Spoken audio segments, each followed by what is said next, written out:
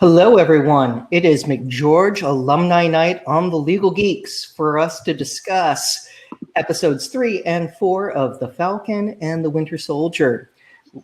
I am Joshua Gilliland, one of the founding attorneys of the Legal Geeks, class of 2001 at McGeorge.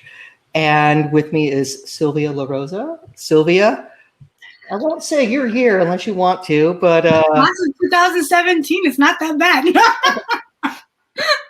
Sure, I'm just like crossing the 20-year threshold, but yeah, no pressure. Not at all weird to think about, or the number of people in my class who are now judges. That's always a surreal feeling to go, we hung out.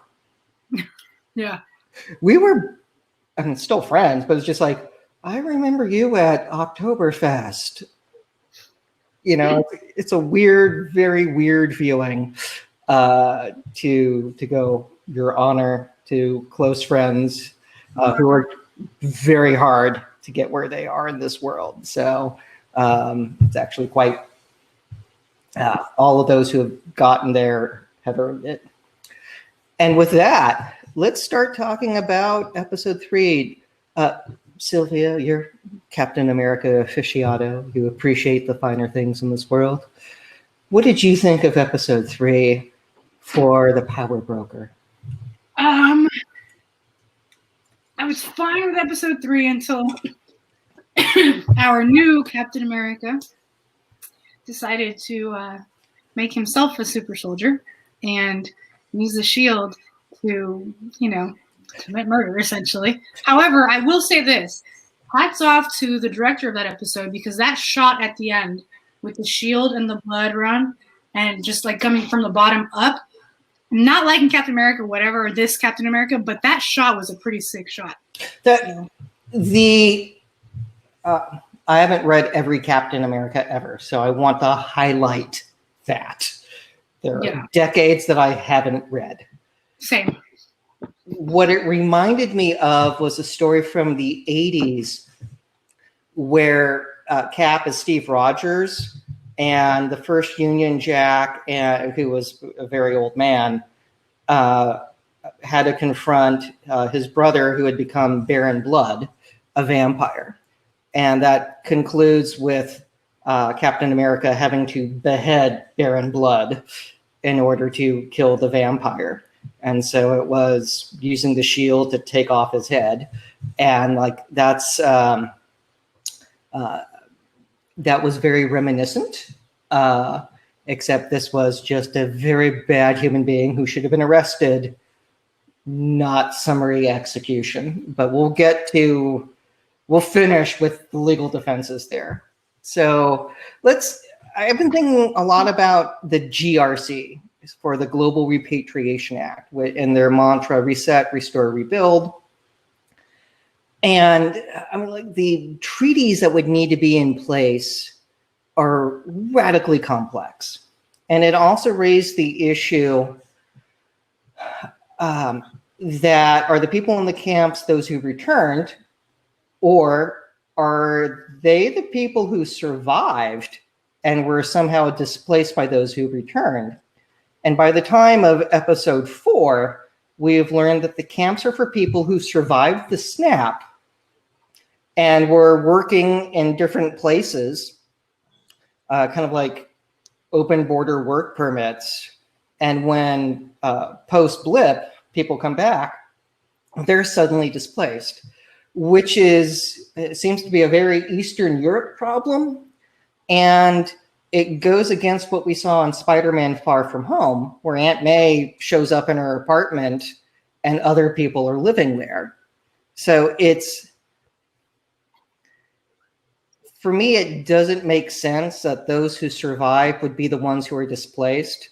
So Same. I was thinking the same thing, because I was like, isn't the purpose of GRC is to essentially help those who came back reestablish themselves, get their identity back, stuff like that. So to me, it's kind of like, this is a little not the way I thought it should work out, kind of thing. No, and I think they're trying to make the Flag Smashers more sympathetic by having it be this bizarro world where the people who came back are the ones who are not displaced, which makes zero sense, because Like, that's just not the way life works. That means that probate wasn't done, abandoned property wasn't addressed.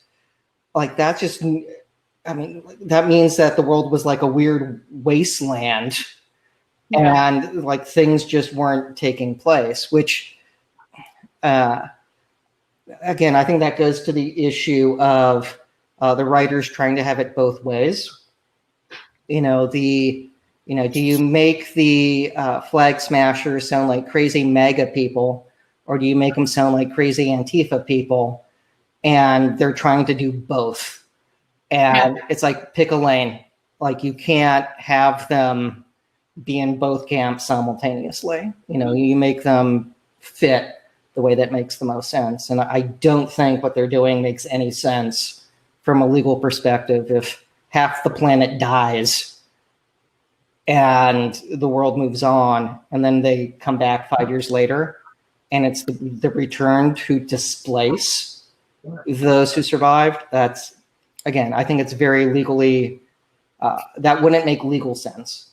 Well, I mean, I don't think it makes common sense either, because usually the people you're reaching out to give aid to is people who are coming back, or, for example, taking immigration and using that as a kind of a metaphor, like immigrants that come in need more resources. People have been here for years, kind of thing, or been here their whole life. So it kind of just like, It doesn't make sense in trying to make the flag smashers sympathetic, because I mean, they would be representing those who returned at that point. Just like, that's the common sense approach to this. Right. Not everyone who came back suddenly going like, this is my house, get out. Right. Okay. And maybe that just happened in Europe. Like, maybe it was something weird there, but it didn't seem to be that way in the United States from what we saw in Spider-Man. That's true. So, because again, Aunt May's raising money for people who were snapped out of existence. So it's a very bizarre storytelling mechanism. So again, we'll address that, and I have a feeling that's going to keep rearing its ugly head. Now, let's talk about that German bed and breakfast.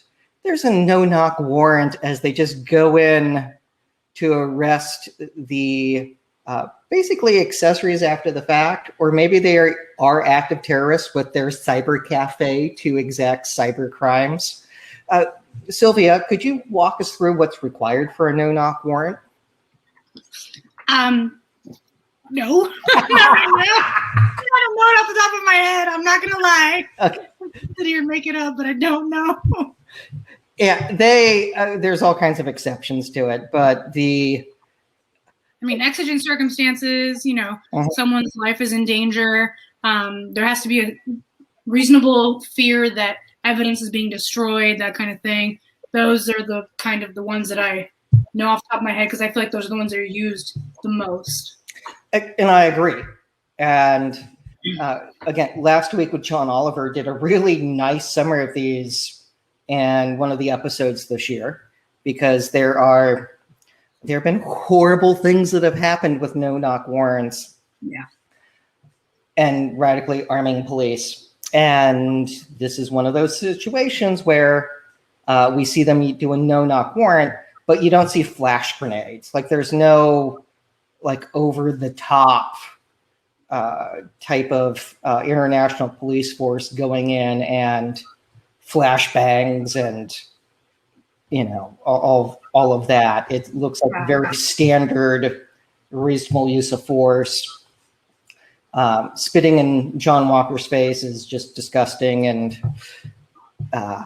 very low class, but I'm sure stuff like that would happen. Yeah. So the other thing that just seems weird, and we messaged about this, what authority did Sam and Bucky have to visit Zemo in a high security prison for international terrorists? What authority do they have at all? Who are they working for? What are they like? We're still not sure about any of that. No, it makes sense from, as long as you don't think about it. It's like a James Bond story Like, we just know that he's running around trying to stop international terrorism or proliferation of nuclear weapons, things that you expect in a spy story.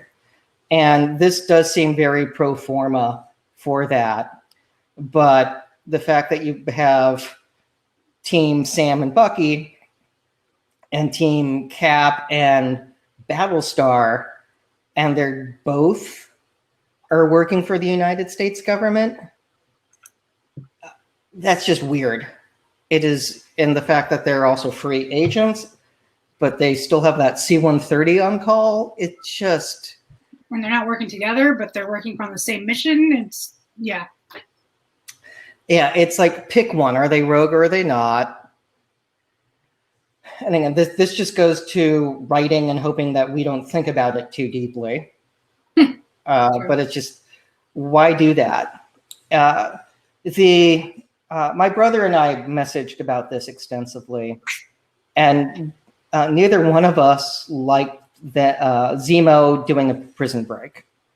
Now, Bucky does throw the note saying that guy's going to kill you, and naturally the guy playing checkers or chess or dominoes or whatever decides that's a great reason to start a fight. I'm going to believe this anonymous note, as opposed to going, dude. Yeah. So Bucky does have some liability as helping start the fight that gives Zemo the reason to break out of prison, or else Zemo... I think it's too extenuated to accuse him of being part of the breakout, though. I think it's just a little too, I mean, in my opinion, I'm like 100% he was part of the fight, you know, but like, we'd have to prove that he knew the fight would lead to Zemo breaking out. And I mean, obviously we as viewers know that that was his goal, but like being in MCU at that point in that episode, I'd be like, well, I don't know. So I agree. But someone could try doing, this was the overall goal. That said, I would have preferred, and this was my brother's idea, that if they had gone with a 48 hours type scenario, that you get, say, 96 hours to go stop the bad guys. And then that puts the situational comedy in place.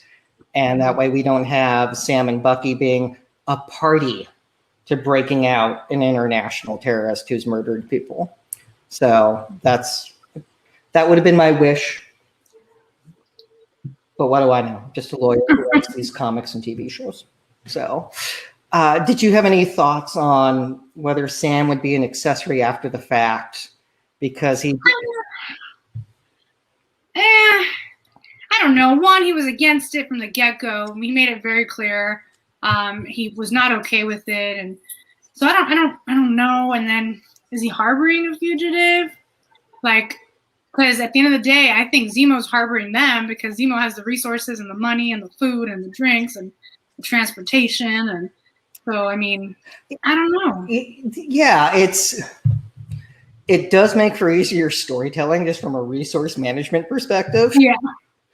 And we do get to see Zemo in his element being more than just like a two-dimensional bad guy of I hate super soldiers. All right. And I do disagree with this motivation, but we can get into that separately because that does raise its head. Let's hit it now. So the idea that the super soldier serum should be regulated. And we learn in this episode that Dr. Wilfred Nagel worked for the CIA. He had Isaiah's blood, and he was working on creating a new super soldier serum.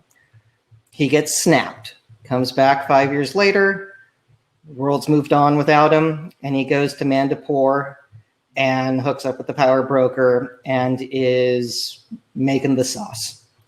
And we have a line from Zemo with the airplane flight that involves a discussion on Marvin Gaye. You know, do we want to live in a world full of people like the Red Skull? And that's one extreme of it. It's not, that's like saying all militaries are inherently bad. Like, that's not accurate. Like, things can be for defense. It doesn't necessarily mean the fact that you have an army you plan to go conquer. So that's just a super funky worldview. And the fact that super soldier serum equals the Avengers and thus cities falling from the sky. Again, that's the entire Age of Ultron discussion about Tony being wrong on how to protect the world. And like the Registration Act wasn't the right thing to do. They needed something else. But it would make sense that this would be highly regulated because just like with guns, like you can go either way. They are or they're not highly regulated. It depends what state you're in, I guess. Yeah, and if you watch the president's statement the other day, like getting the ghost gun kits, it's like, I didn't know about that. It's like, okay, that should be regulated. Or the idea of like bump stocks, being able to turn a pistol into a rifle. Yeah. Or no one needs a weapon of war that can shoot 100 rounds. Like, yeah, I mean, too many dead people. We're done. Like, we're done with thoughts and prayers. Let's take action. So that would make sense when in a world with super soldiers that we would want some regulation, because you just don't want people juicing up and knocking over buildings. Laws would come into place. Now we get some of the great character moments in the comedy with them going undercover. I do think Sam would have turned off his phone. That just seems so poorly written. Yes. Sam is one of the smartest Avengers we got. He's also the moral compass because Sam always wants to do the right thing. He believes in the system, even though the system has screwed him at times. He's willing to make phone calls on behalf of Carly. He wouldn't leave his freaking phone on. Like that was just badly written. The jokes were good when they were walking on the bridge and Sam was like, why is the one black person had to look like a pimp or something? Like, I was like, that was just, to me, that was just the best. I was like, okay, that was pretty funny. I was like, only an American would think of a fashion-forward black man like that. It's like, yeah, exactly. I am on board. That's hysterical. And let's be, he did look pretty fly. He wasn't awesome. I don't know about that shot he had to take, but he looked pretty fly. Yeah, or him saying, I can't run in these heels. Yes. It immediately made me think of the movie I'm Gonna Get You, Sucker, that had the Pimp of the Year competition. It's a classic. If you're 12 years old, it is an immediate classic. Okay. But there's a scene where Pimp gets out of jail and his shoes are platform shoes with fish tanks with goldfish swimming in them. It's hysterical. So anyway, I immediately think of that when he said, I can't run in these heels. So I'm not saying he had goldfish, but that would have completed the outfit.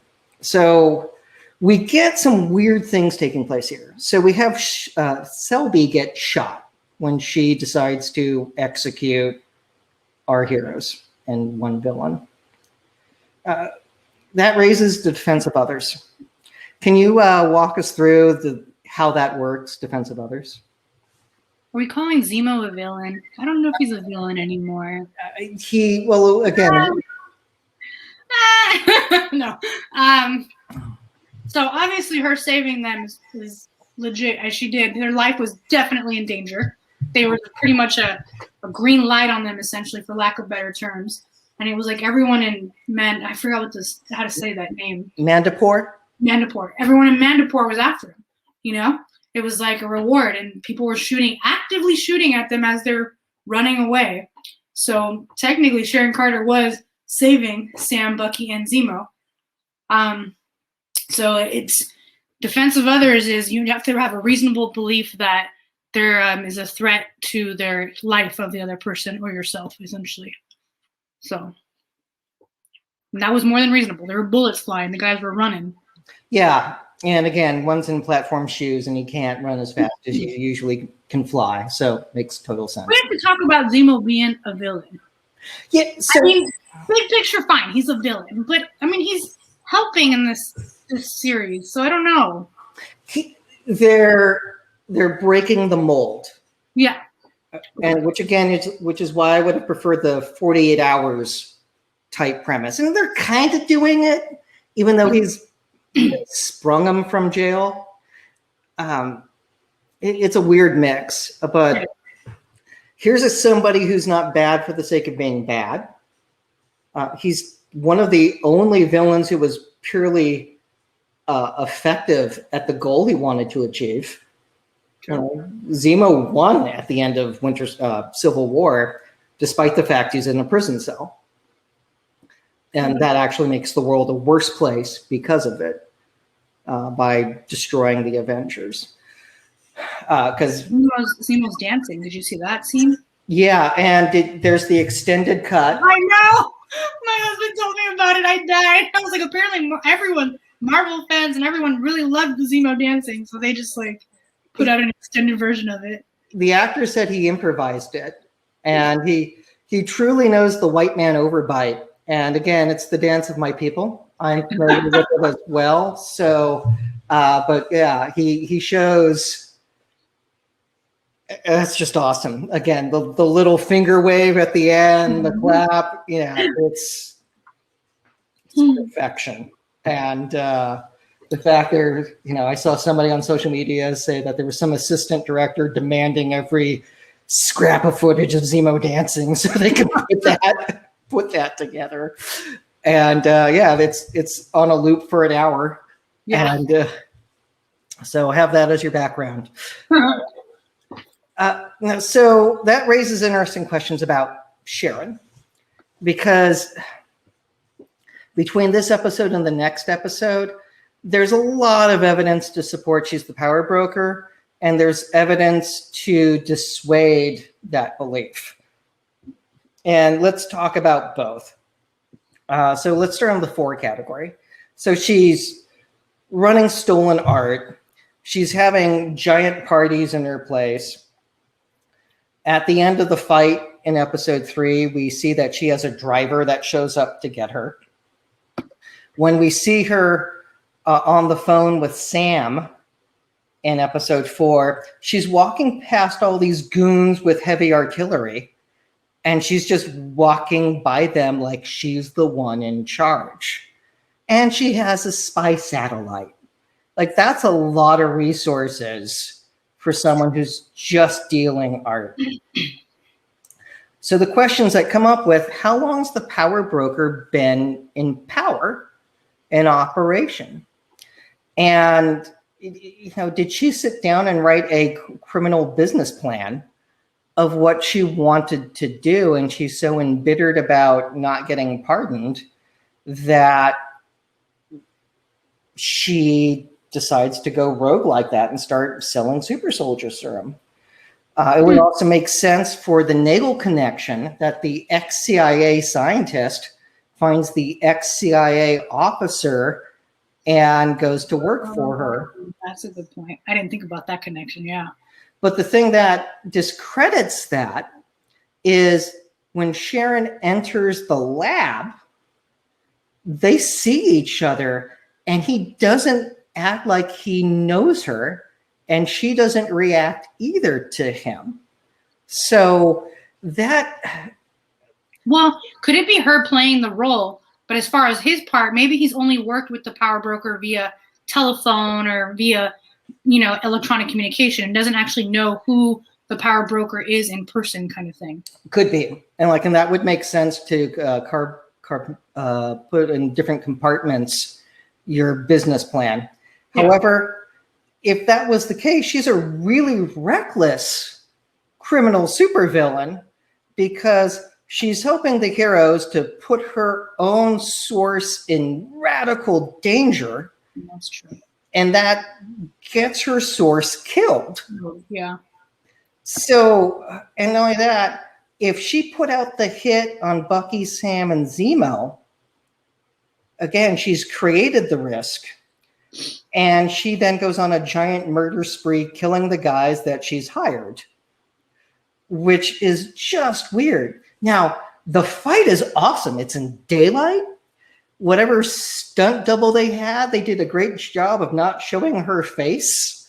Yeah, the hood helped, I'm sure. Yeah, the hoodie, it's like that had to be. It's like, okay, we'll put her in her hoodie. We got long blonde hair.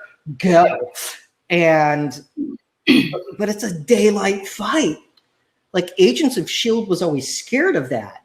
A lot of superhero shows, like it suddenly gets dark when there's a fight. So you can not have issues with the stunt doubles and the actors who play the characters. So that said, yeah, it was pretty sweet seeing that fight. And they do show how effective she is in combat.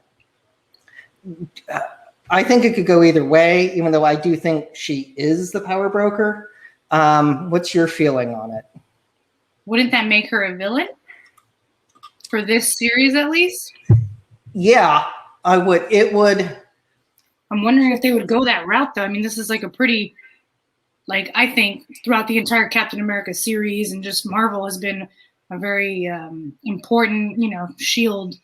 agent. And I don't know. I just, all of a sudden, like you said, going rogue, like, I don't know. It upsets me. Like, I'm not happy with it. So yeah. I want to stress that. It's one thing if she is just making money selling stolen art, and we can talk about that in a moment, because that's still a very bad crime. Mm-hmm. But it's very different than her bumping people off. And just, I didn't count the number of people she killed in episode 3 alone. And if she's the one sending texts to Carly that, yeah, I'm going to kill you, like, again, that's very problematic, and I don't like Sharon doing that, just from the comic history of the character. Same, yeah. It is a huge betrayal to the character if she is the power broker.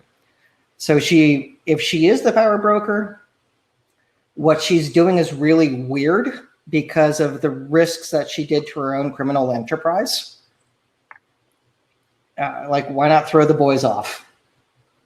As opposed to set them up so her source can get killed, which she then references in episode 4 that, the golden goose got killed. So again, it's just super weird.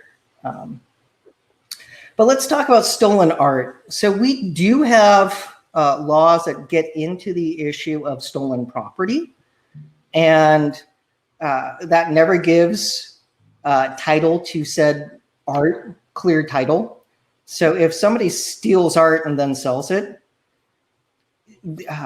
like, that's a crime. It doesn't clean the art for those who've purchased it. And museums or the proper owners of said art could sue the person who has the art to get it back. And, there are California cases on that. And I didn't look at all 50 states, but I'm sure there's something similar across all of the country, because that's just something we value. We don't want stolen property being trafficked. Sylvia, have you, in your professional capacity, seen anything like that yet? Not in the art sector, but we have come across a lot of possession of stolen property when it comes to like laptops and stuff, or even like cars. And there's a lot of that kind of theft, but not art. And I think that there's obviously, like you said, case law for art, just because it's such a rare thing to have stolen. That's like not something that can be easily duplicated or easily put, value on and things of that nature. So. Agreed. I want to raise the undercover work, that people who go undercover and they're supposed to be part of a gang or playing a criminal, they have to play along, but they're not supposed to assume a position of one of leadership, of direction, or managing the directions or goals of a criminal organization. Like, you're not supposed to actually become the criminal. In my undercover work, I became the crime boss or the leader of the clan, or like something like that extreme. It's like that, you went too far if you're killing people. So like they're not supposed to do that. So as we're dealing with, the boys being undercover, it's one thing to drink the horrible shot. Bucky beating the tar out of people does still I think fall under defense of others since they intended Zemo harm. So, and he didn't, it wasn't like he was snapping collarbones and killing people. Reasonable force. Proportional to the threat. Exactly, yes. He's still trying to follow his rules of he might have crossed don't hurt anyone, but he wasn't killing. So that's I think the big thing. Zemo shoots Nagel in front of Sharon. That's murder. Yeah. That was random. Why? Like, what? I think Zemo is a fanatic in his quest to rid the world of super soldiers. And so by killing the source or the person making the serum, then yeah, I guess, yeah. And Zemo is one of the more complex villains because he's not evil for the sake of evil. You get, Ultron was, I want to destroy the world. Okay. And we had several villains that fall into that category of I want to bring eternal darkness and damnation. Like there has to be more. And ends justify the means kind of, yeah. Yeah, he's turning into not the same level of being dynamic, but I still think the best villain in the MCU is Wilson Fisk.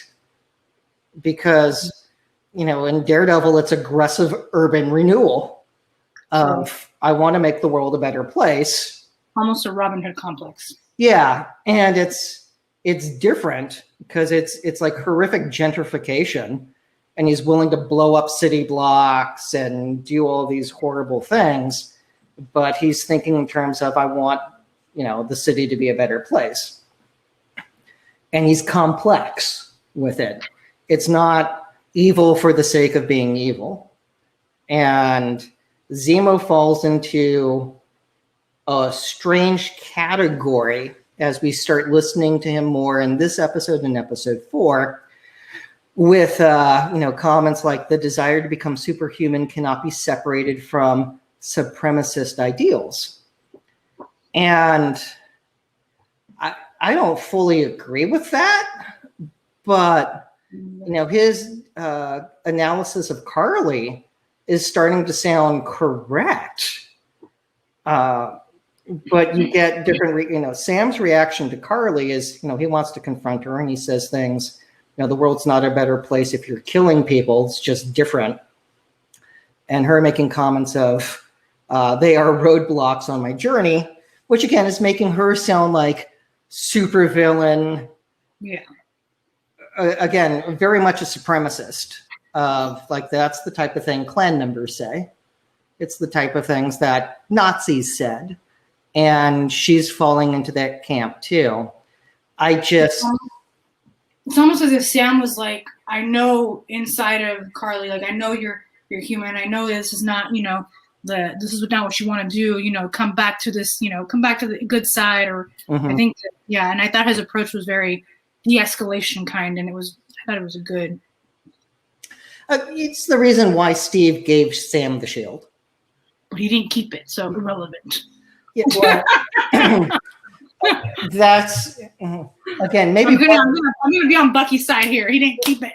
No, I agree with that. It's just I disagree with Sam getting rid of it, but I agree with why Steve picked him because Sam does represent some of the best qualities that you want in a superhero, that they believe in the system and like they.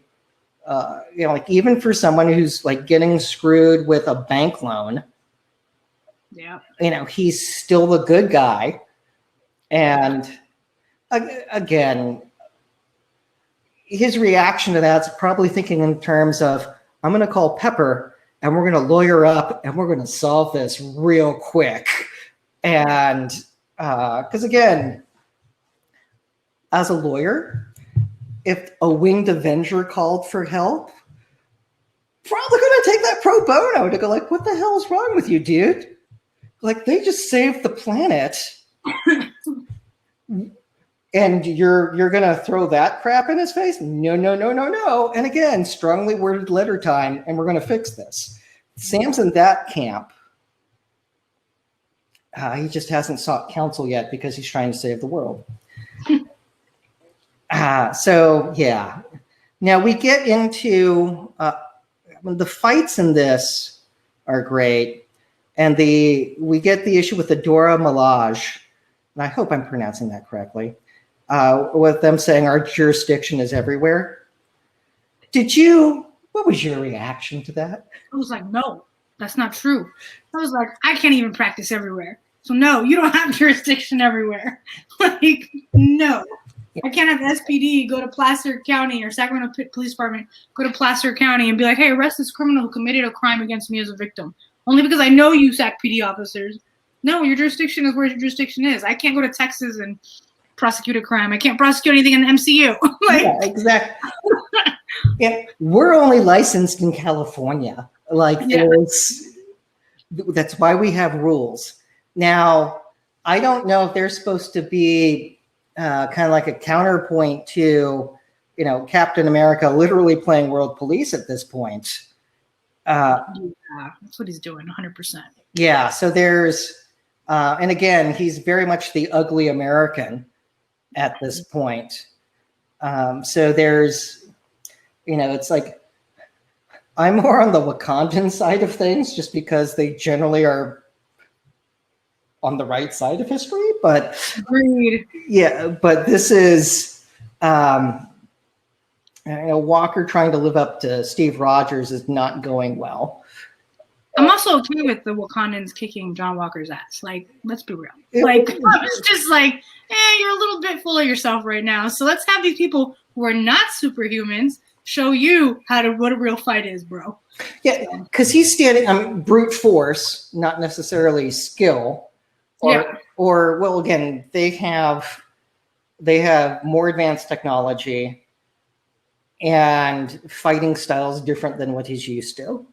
So there's that. And he's probably also coming from a tad view of arrogance because he's probably getting by on the outfit with people going like, oh, look, there's Captain America. And like, the shield does not Captain America make. Yeah. It's like the clothes don't make the man make the clothes. And that's a big issue here. Also took off Bucky's arm like with a snap of a finger, which was pretty like. It would make sense. They know where the off switch is. Right. Yeah, they made it. Yeah, vibranium. So. But it is plug and play, so it just puts it back in. Yeah. I did love the fight because Sam and Bucky are just standing back. And Sam's like, should we do something? And hearing, Bucky go, looking strong, John. Like, perfect. Yeah. It's like, I don't want in this, do you? No, well, let's keep an eye on Zemo. And we're just going to let them work this out. They'll get tired. I would have done the same thing. So. It's like, nope, I am not getting mixed up in this. I don't need one of those super beautiful women beating the snot out of me. No, and no. So, no. Now, Carly says a lot of bad things in this, showing her intent. What's your read on her? I still don't know. Like, a part of me is like, okay, I think you are kind of sort of a villain, but I think she also has somewhat of a Robin Hood complex. Like, she's saving the displaced people. And I'm just like, I don't know. I'm still kind of going back and forth. Like, I want to say the power broker is the real villain here, or even just actually something abstract, the serum, the super serum. But I don't hate Carly, but I don't like her. I feel like the writers are trying to give us a sense of this is a bad person, but they have a good heart kind of thing. Yeah, this is the can't pick a lane. And, yeah, there you go, yeah. And it's like, okay, she either is or she isn't. Like, I mean, again, I love the actress, and it's funny that she's the kick-ass girl who keeps wearing a mask in the roles that she plays in Disney movies. So like that's on point and fun. It also makes stunt doubles a lot easier. This part of this just goes to the fact I think their motivation's stupid. And it's from a writer's perspective of the people who survived are the ones who are displaced. That doesn't make any sense. And I understand like Whipshaw, if anyone blinked their eyes and it's like 2026 all of a sudden, and we find out that the world had changed, that would be super traumatic, and I would be super angry at what had happened. But it's like the issue is how to move forward, not get out of my house. Yeah. And I think that's just the writers picking a really weird reason for her to be motivated, because the people who survive should not be the ones being displaced. Yeah. So I think it goes back to that, I think. Yeah, and which again, like that destroys her motivation. Mm. Now I'm not an expert in EU law, but the EU, the European Union, gives people rights to cross borders and get work permits and work in different places far easier than it did pre-European Union. I didn't check all the members of it, but I'm sure it's not former Soviet bloc countries that are in that club. So if this problem is limited to the Eastern Bloc, it's like, okay, that's one part of the world that has this problem. Because again, it doesn't seem to be the issue in the United States. It doesn't seem to be the issue in England, since we saw England and a chunk of Europe in Spider-Man Far From Home, which is 7-8 months after the return snap. Yeah. So again, it's messy and it doesn't make sense, and which I think makes her motivation to go blow up buildings wrong. I mean, the other thing that irritates me is blowing up a depot where they were storing food and medicine and killing people. Okay, that is total terrorism. It's murder. And there, of course, would be rationing. Like, this is like blowing up a Walgreens because you can't get your vaccine yet. And it's like, wait your turn. Bless you. Thank you. Bless you again. So yeah, it's which I thought was interesting. I feel like she was on that whole blowing up page alone, because the guy who was with her even said there was living people in there. Like, there were people that were alive in there. And her comeback was like, I forgot what she said, but she just seemed very nonchalant about it, versus he was actually genuinely concerned about them killing innocent people. His reaction was like, or her reaction was like, this is the only language they understand. It's like, yeah. No, it's not. This is not how to win hearts and minds, which again, when you look at any civil rights movement, whether it's Gandhi or Martin Luther King, you don't see them rising up and burning down cities, right? And with acts of bombing. It's always been that nonviolent raise awareness of the wrong that's taken place, and even to all of the protests that we saw over the last year after the George Floyd's murder in broad daylight.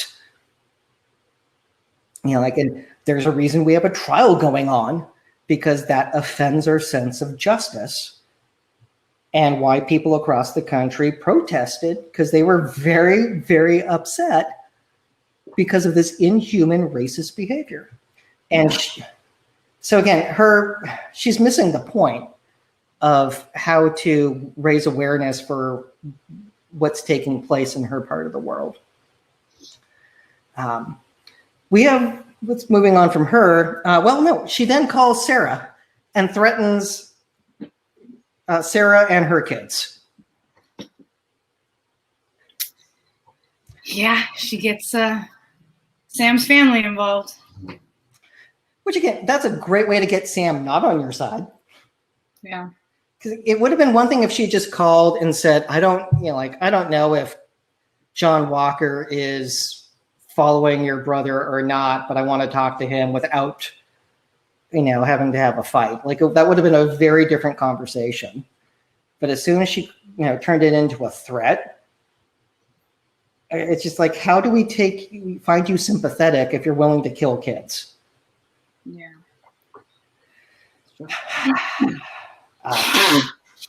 Bless you. So let's get into Walker juicing himself up with the super soldier serum. And so he takes it after thinking about it. And he does actually seem concerned about the effect it could have upon him. And there's a discussion about he won the Medal of Honor 3 times for one battle, which doesn't make any sense. That should have been 1. Anyway, we can bring Thomas Harper on to discuss how that process works. But the idea of 1 battle and 3 medals of honor, seems crazy talk. Congress would have to be, everyone would have to be very, very, it'd be a slow week if something like that happened. But he thinks about it and then decides to juice up. And that results in him being super agitated. And after Battlestar is killed, he beheads a dude in broad daylight with people watching. And filming. What does this sound like? What message were they trying to paint here of Cap killing someone in broad daylight? So let's talk about how do we defend that? Because, I could see an argument for manslaughter. I don't know how to get into the issue of the super soldier serum and if that's a form of voluntary intoxication that would knock out an insanity defense because he knew there could be risks from taking it, and then he went into combat anyway, and he did it unsupervised. So he's taking a controlled substance to enhance his performance and then ends up killing a dude. Madam DA, your reaction to that? I feel like to defend him, we need to know more about the super serum's effect on someone's body, and things of that nature. Because maybe he does have a defense on that. The serum took over. You also have the fact that he's under a lot of, even without the serum, like he just watched his best friend be killed. Yeah, you know what I mean. And his best friend was lying there, with the open wound, and his partner. It's like, I want to say it's akin to a police officer watching his partner get shot and then going after the guy that shot him. That's what I want to compare it to at this point. So even without the serum, I feel like he has a really, I don't know about good defense, but like it would be a good argument for sure because of the fact that he's under, I don't want to say crime of passion because nobody was cheating on him, but it's essentially passion. It's an emotional crime. So. Okay. Best friend's dead in a horrible way. And he's very angry, to the point, I'm going to jump out the window, land on a van. And if he hadn't been so enraged, he would have noticed Carly was there in the crowd, and watched it happen. So like, that's the one to go apprehend, not kill someone and cause all the problems that way. It makes me wonder where we go from here. So if Walker's license is revoked at this point, because does the DOD or the president just say like, you know what, let's give that shield to Sam or to Bucky? I'm curious. Yeah, that's a good point. Yeah, because after something that public, how do you walk that off from a command perspective? Because like that would trend on social media. You know, the blood drip shield would like not. No, like Yeah, I agree. so part of my hope is the government realizes, oops, and they call Sam and go like, we need you to fix this. We screwed up. Or heck, I'd be happy with Bucky taking it. And yeah, but they got 2 episodes left, so they better figure this out quick. Which one will carry the shield? And again, that's like the entire marketing campaign that Marvel has right now. And like, that's good for them. Like that they're leading into like who will wield the shield. Like, okay, cool. Do you have a preference? You know, actually, I kind of want Sam to get it. I think he's the most level-headed, like you said. I think he's the most level-headed, most mature, kind of believe in the system and how it works superhero. I think it would be appropriate for him to get it. I also think it'd be nice to have a Captain America, a symbolism of America that is a black man. I think that would be a really good message to send. Yeah, I agree with all of that, and I think that's why they set it up in Endgame that way. Yeah.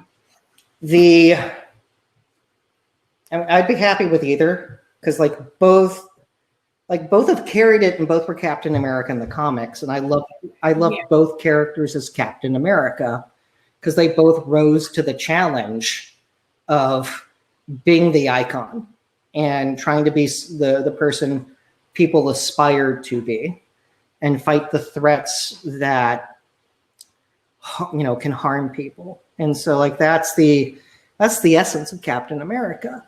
And like, and both have done it. And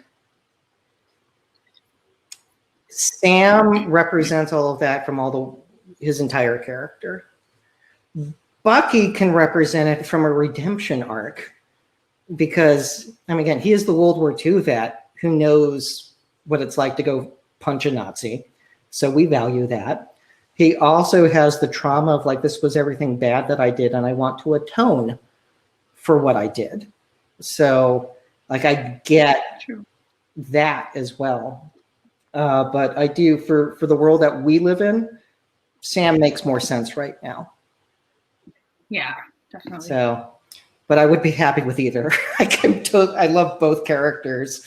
And I love them too, yeah. I'd be happy with either. But I think also with Chadwick Boseman's passing, I just think it would be very apropos to have Sam just be like this rising. I don't know. I think it'd be perfect. Agreed. Yeah, I agree. Yeah. They could make either work. Like that's the beauty of having two strong characters. I mean, I do think it's a little weird. I mean, that's the challenge with each one was a sidekick. True. And it makes sense for a sidekick to take the mantle when the hero falls or retires or whatever. So all good. And I do like that symbolism. I would also love if they just did a spin-off with, Isaiah as Captain America in the 1950s. I'm wondering if Isaiah's going to play a bigger role in the next 2 episodes. It's just like, I think his contribution to like the history of the super serum and stuff was good, but I'm wondering if they're going to like delve in more kind of thing. If they don't, it's a missed opportunity. Yeah. Because I mean, Bucky recognizing, like, I want you to meet someone. And Sam's reaction to meeting him was like, whoa, I would have liked knowing this earlier. And, and again, this highlights why Bucky should have been talking to Sam for that pep talk. But I agree. It would be a fun spinoff, even if it's like just a 10-minute special, like some like micro episode type of thing. Here's 6 minutes of Isaiah in, the Korean War, or any other Cold War fight that we had. Yeah. I would love to see that. So with that, any other legal issues that you want to jump on? No, Okay, really. I think we've covered these 2 episodes. We'll see where they go in episodes 5 and 6. And everyone, thank you for tuning in. You can follow us on all social media at The Legal Geeks. You can follow us on Patreon, where we do have some additional content. And of course, right now, everyone stay safe, stay healthy, and stay geeky. And with that, have a great evening. Take care.